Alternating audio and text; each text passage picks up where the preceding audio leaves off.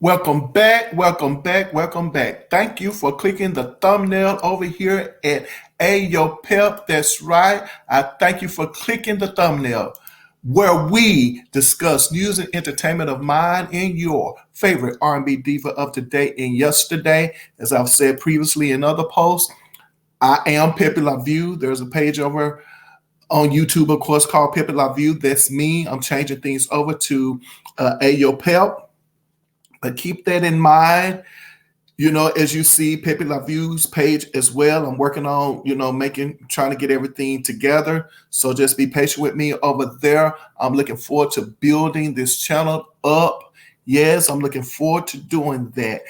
And that's why I'm sending out this call of action to get 1,000 subscribers. That's right. You know what it's all about over here in these YouTube streets. And so I'm reaching out to everybody and asking, let's get up to these 1,000 subscribers. That's the goal, the call of action I have. And we can do that by doing what? Hitting the subscribe button, the like button, the share button, as well as leave a comment. Yes, what are we doing over here? We are discussing who is your favorite R&B diva and why. That's correct. We're discussing why she is your favorite R&B diva, okay? Why R&B divas? Well, I love them. I could choose anything to talk about, but I am totally fascinated and awe with the R&B diva. I'm telling you, is it the way she dressed? Yes. Is it the way she looks? Yes. Is it the way she moves? Yes. Is it the way she sings? Absolutely. That's right.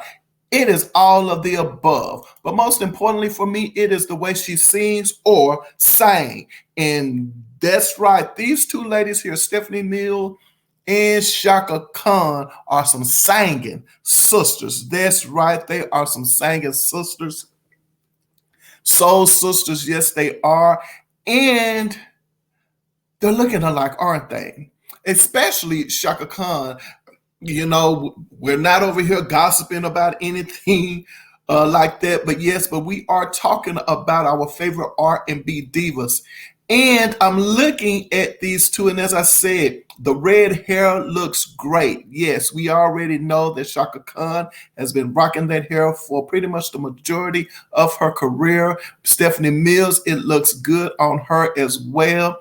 As you know, these two ladies participated in a versus a while back, a versus in which Stephanie Mills had some things to say about that versus, competition.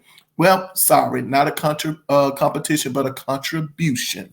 Yes, when we were, having those issues about a year or two ago, and Versus pretty much kept us entertained. Yes, it did. It kept us entertained and tuned into our favorite singers. And we got Chaka Khan and Stephanie Mills in a versus. A tad bit controversial on Chaka Khan's part, but hey, it is what it is. I was looking forward to it. Was I a tad bit disappointed? Yes, I was, but I was very, very much so impressed with Stephanie Mills in the way in which she handled her soul sister. Yes, I mean, she kept her sister up in spirit. She definitely held her sister Chaka Khan down. Speaking of sisters, these ladies are also familiar in another way or share some commonality. Yes, they are Aries. These ladies were born in the month of March. I believe Stephanie Mills, maybe the 22nd, March the 22nd, and Chaka Khan, maybe March the 23rd or something like that. But they are Aries. Now, speaking of Aries, what do we know about the Aries personality? Well, are they passionate? Yes. Are they motivated? Yes. And are they confident leaders? Of course. That's right. We know that Stephanie Mills and Chaka Khan are both passionate, motivated, and confident. Yes, they are. And Aries are also driven by a desire to prove themselves in their strength. Now, speaking of strength, I think Stephanie Mills is about 4 foot something, but I'm here to tell you this lady definitely is not weak at all. I mean, she makes up for it vocally, but yet she's also a lady who she's not going to let you walk over her. She's just not going to do it. And so that's another thing that we appreciate about her as well. But let's get right down to what we see here in this picture. Stephanie Mills, What You Gonna Do With My Lovin', and Chaka Khan's What You Gonna Do For Me. Now, as I was putting these things together, these, I guess you want to call it verses, as I was putting them together, I never thought about that. I wasn't looking at it like it was a versus. No, not at all. I was just looking at it like my favorite R&B divas and who's similar, right? If I could put two ladies in a category, two female R&B divas in a category, who would fit in the similar category? And I said, you know what? Stephanie Mills and Chaka Khan are definitely similar in that category. And I just did, who was the latest I just did? It's a shame that I forgot just that quickly, but hey, it is what it is. But there were two ladies that I just did a post on. And well, when we see Chaka Khan and Stephanie Mills here, let's look at their careers. I got it now, Aretha Franklin and Natalie Cole. So let's look at their careers. And speaking of Aretha Franklin and Natalie Cole, it seems as if something is definitely taking place in the 1970s, the beginning of 1970, like 1973, 1974, 1975. Now, around in the 1974, that's when Aretha Franklin seems like she's definitely finding her footing. And it looks like she's going to go into the style of music that we have come to know with Chaka Khan as well as Stephanie Mills. And of course, we already know Nat King Cole's daughter, Natalie Cole, is about to come on the scenes in 1974. And she's about to pick up on the Aretha Franklin kind of bandwagon, if you will. It looks like that's what she's doing. And it also looks like maybe that's what we're getting from Chaka Khan. As you know, Chaka Khan is the leading female R&B diva in the group Rufus. And she comes out in her solo career. It looks like she comes out around 1974 is when Chaka Khan comes out in her solo career. Well, let's see. When does she break out solo? When is Chaka Khan breaking out solo? It's actually 1978. So she comes into the music industry in 1974 with Rufus, and then it becomes Rufus and Chaka Khan. But she comes into her own as a recording artist in 1978. Now, what do we know about Stephanie Mills' career? Well, Stephanie Mills, as I said, her career started in 1974. Her first record was Moving in the Right Direction. And you know, just like most of all of the other singers who release records the first time, and you know, it really doesn't start out great for her, even though she has had a wonderful career, you know, in The Wiz. And of course, we know what happened with Diana Ross in The Wiz. You know, Diana Ross plays the role of Dorothy, which of course Stephanie Mills was not moved unmoved by that at all. She kept, you know, moving in the right direction, actually. And so it wasn't until she hooked up with, who was it, James M. Toomey and Reggie Lucas with the record, What You Gonna Do With My Lovin', which seems to have set the tone for what we were going to hear from Stephanie Mills, you know, throughout her career, the hits rather throughout the career. Because on that record, you have What You Gonna Do With My Lovin', which is also a single release from that record, as well as Feel the Fire. Now, my personal favorite, one of my favorites, and I just happened to stumble across this record years ago, and it was called Put Your Body In It. Oh my gosh, I love that record. It really and truly makes you want to move. It's one of my favorite songs by Stephanie Mills, Put Your Body In It. I like it. Now, What You Gonna Do With My Lovin' was released in 1979, followed by, of course, Sweet Sensation in 1980, which contained the Grammy nominated, and she won the Grammy for Never Knew Love Like This Before. So as you can see, Stephanie Mills was definitely, you know, doing some great things with James M. Tume and Reggie Lucas. So for her next couple of records, she pretty much did well. And then she released in 1981 a self-titled record, Stephanie, and it contained the single Two Hearts, which was co-written by another R&B diva, one of our favorite R&B divas over here, Tawatha AG. Really and truly like that record by her a lot. I really did. And so, as you can see with Stephanie Mills, she's definitely finding her footing as well. Now, Chaka Khan seemed like she came out the gate ready. She came out the great gate ready. And she released Chaka, which would be her first solo record that contained the single I'm Every Woman, all our personal favorite from Chaka Khan. I'm Every Woman. We all love that record, especially when she sings it. That's the record that in Chaka Khan's, I believe in Chaka Khan's career, that probably gets the crowd up and moving is I'm Every Woman, her solo single. Just like Luther Vandross's record, Never Too Much.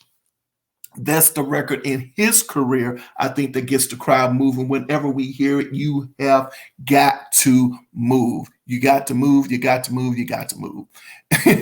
And then in 1980, Chaka Khan releases the song Naughty, rather the CD or the record Naughty that contained the hit Clouds. I like Clouds. Clouds is another one of those records that gets you moving. I love it.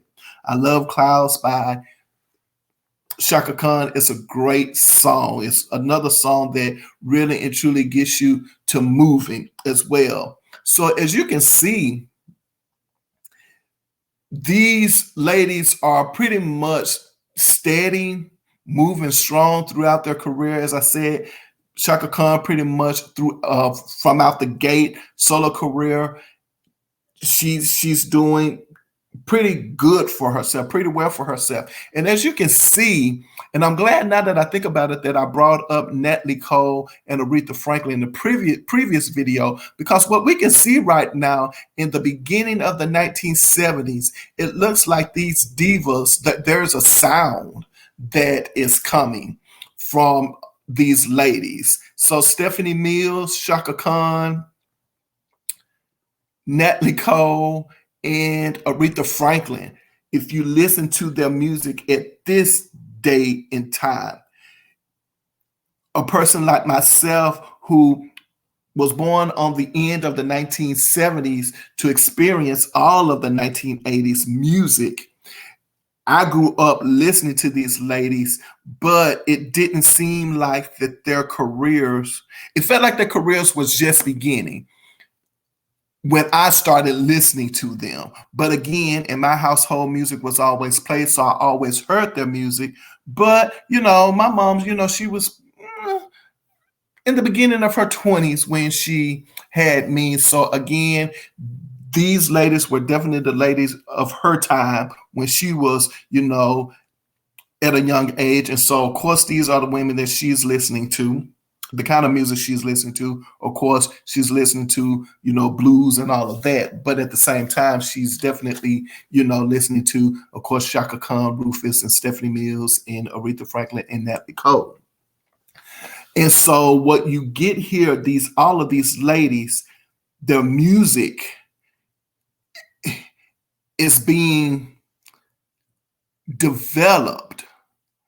And one could say since the Queen of Soul, Aretha Franklin, since she's now finding her footing and it looks like her music is about to change, no disrespect to the other ladies, but now we can see that these ladies probably were influenced by the Queen of Soul. Had to be influenced by the Queen of Soul, Aretha Franklin. And it looks like, though, for me, Natalie Cole is probably going more towards the image of an Aretha Franklin musically and stylizing herself musically like Aretha Franklin. However, Chaka Khan and Stephanie Mills, they're not particularly going down that route with their sound, with their musical sound, but with their vocal sound, definitely going down that way. Now that I think about it, and it's just coming to me as I'm discussing this, and this is nothing that I'm reading from a script. It's basically, looking at these ladies going over their careers, and then I'm sensing and seeing a pattern. I want to believe that most people would say that the divas that came after Chaka Khan tried to mimic the Chaka Khan sound. I'm not saying this to be disrespectful towards Chaka, because as we know, these Aries, they very opinionated, and passionate ladies, and they can definitely tell you, to kick rocks. But I wonder, and I've never heard this from Chaka Khan, but I think I would want to go back and see who her influences are and wonder if the Queen of Soul influenced Chaka Khan vocally at all. Because when I was coming up, I always felt like Chaka Khan's voice was like out of this world. Like it was nothing like it defied like musical sound. It was a sound that you just never really heard before. And I would say the same thing, kind of like how we feel about Whitney Houston's vocals. I felt the same way about Chaka Khan's vocals. I could not see another female singer sounding like her. And the statement I was trying to make was singers like Melissa Morgan, who also is an R&B diva of the 1980s. Yes, Melissa Morgan, and then you have, who's the other lady? Vesta. Yes, I remember when Vesta Williams came out, in Vesta single Sweet Sweet Love in 1988 from her Vesta For You record on A&M Records. She made mention that people thought that it was Chaka Khan's song because, again, that's just how similar ladies after Chaka Khan, all of them sounded like her. It's just what it was. And including Angela Winbush. Angela Winbush, who is another R&B divas of the 1980s, who worked with Chaka Khan and on the Camouflage record. And I think that was like 1981, 1982. And then she worked with Chaka Khan, or Rufus rather, on another record, I think after Camouflage. But anyway, one of my favorite songs is Highlight. You're the highlight of my life. And Secret Friend is another song that I like. Angela Winbush co-wrote that with her then musical partner, Renee Moore. And so I've gone, as I've said before, if you watch the other videos, then you know that I try to get in an Angela Winbush concert at least once a year. And, I've heard Angela say that she actually did some ghost singing before on some Rufus's records. So, and as you know, Chaka Khan was, of course, making her exit into her solo career around that time. So it's very possible that as Chaka Khan was getting to the place where she is just wanting to fulfill her recording requirements for the Rufus recording contract, I'm pretty sure Chaka Khan had some days where she just didn't want to deal with, Rufus, anymore. So anyway, moving right along from that. So what we have here is that in 1979, as I said, Stephanie Mills released the song, What You Gonna Do With My Lovin'? And then in 1981, Chaka Khan releases her single, What You Gonna Do For Me? I don't know. I say it again. It's just what it is. I just look at it for what it's worth and make my own decisions and say definitely Chaka Khan was probably Well, picking up off where Stephanie Mills had stopped, rather, I guess you could say. And so no, this is no drama, no diva beef or anything like that, but it is definitely an observation on my part is to say, things that make you go, Now, when it comes to what you're gonna do with my loving, of course, as I said before, that song was written by, of course, Tume, right? Reggie Lucas and James M. Tume, in which Chaka Khan, What You Gonna Do For Me? Who wrote What You Gonna Do For Me? I forgot to even bring that up. What You Gonna Do For Me? Ned Donahue wrote it, but I want to know who produced it. I'm not quite sure who produced that single for her. Oh, the guys who wrote it were gentlemen from the Average White Band. That's interesting. So I'm going to assume that they wrote it and produced it. If they're of the Average White Band, I didn't know that. Isn't that interesting? The things that we find out over here on Ayo Pep as it relates to the R&B divas, right? Now, I don't know the sounds. The songs are so similar, and with Stephanie Mills releasing hers first, you can only assume it's just what it is. You can only assume that maybe the guys over there at the Average White Band basically was like, well, it's a great song. What do you think? And I'm pretty sure, obviously, Chaka Khan said, sure.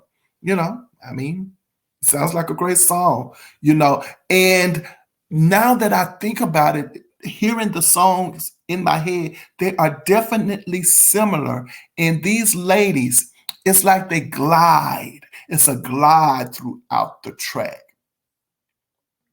Yeah, it's a glide. It's that's how I would call it. Like they're not overpowering, oh, singing the song, but they're definitely giving it all they have. Speaking of which, it's just now coming to me, you guys. That's what I like about this. It's a dialogue. Just go ahead on in and just feel free whenever as you're listening, and I make a comment, leave a comment as well, because I'm thinking about Erykah Badu singing What You Gonna Do For Me, but I can't remember what show or award show she was on when she did it. And I was like, oh my gosh, Erykah Badu sounds awesome. I just didn't even know. I didn't know Erykah Badu had vocals like that. I mean, really, she sung a Chaka Khan song, and she did not mess it up. She did great. She did awesome. So what do you think? What do you think? Do you think one is better than the other? I really and truly can't say. I think for me, this one here definitely is going to be what I say. This here is going to be definitely. I believe it. I believe it. I believe this one here is definitely going to be what? It's a tie. It's definitely a tie. It's a tie. This one is a tie because, well, as I said, they glide throughout the track. I like the chorus of it. The melody, I know I like the way they sing these songs. By the way, there was just a little bit play off of Betty Rice. Tonight is the night another. She's a blues R&B diva. Yeah, you know what? I might talk about Betty Rice. Let me write Betty Rice's name down, because the reason why I'm writing her name down now as I think about Betty Rice is because her 1989 record, For You to Enjoy. You see how I just can remember this stuff at the top of my head. That's why I like doing this. Her 1989 record, For You to Enjoy, that had the songs Quiet Storm and Valley of the Lonely, so on and so forth. It looks like to me she moved away more from blues to R&B. So I'm definitely going to say, do you think that record is an R&B record or a blues record? Yeah. Anywho, so I think they're like, it's a tie. It can't be broken. I can feel it. I'm looking at the lady's hair. I'm looking at them in all the black. I'm looking at them as being both Aries. And I'm saying, these ladies, it's a tie. It's a tie. Yes, it is. Yes, it is. And on that note, you know what I'm going to do? I'm going to say once again, thank you for clicking that thumbnail over here at Ayo Pep. I appreciate it. Where you get your news and entertainment of your favorite R&B artists, mine and yours. Yes, don't forget that call to action. The call to action. We're trying to get in those 1,000 subscribers. I know it can be done. I feel it. I know it's going to happen. We're going to get that call to action 1,000 subscribers where we are going to interact with each other because this is a dialogue, not a monologue. I know I'm looking forward to it. And we're going to reach that 1,000 subscribers because why? You guys are going to subscribe. You're going to hit the like button, the share button, the comment button. Why? Because we're discussing our favorite R&B diva and why she is our favorite R&B diva. Yes, yes, yes, yes. I appreciate it. And don't forget over here at Pepe La View, we want you rather to put your behind where your heart desires to be. That's what we do. We put our behind where our hearts desires to be. As I said, if you want to write, then write. If you want to sing, then sing. If you want to, I don't know, be the president and CEO of a Fortune 500, 100 company, I know you can do it. I know you can. Set your heart, your mind to it, and you can do all things through Christ which strengthens you. Oh, yes, you can. Christ Jesus which strengthens you. You can. Yes. And don't forget, as I said, whenever I leave my mother's presence, she says to me, she says, baby, remember, I love you, but God loves you best. And on that note, you know what? I'm going to do what I want to see you the next video. Yes, I want to see you the next video. And I appreciate you for tuning in over here at Ayo Pep. And on that note, see you next video. Take care.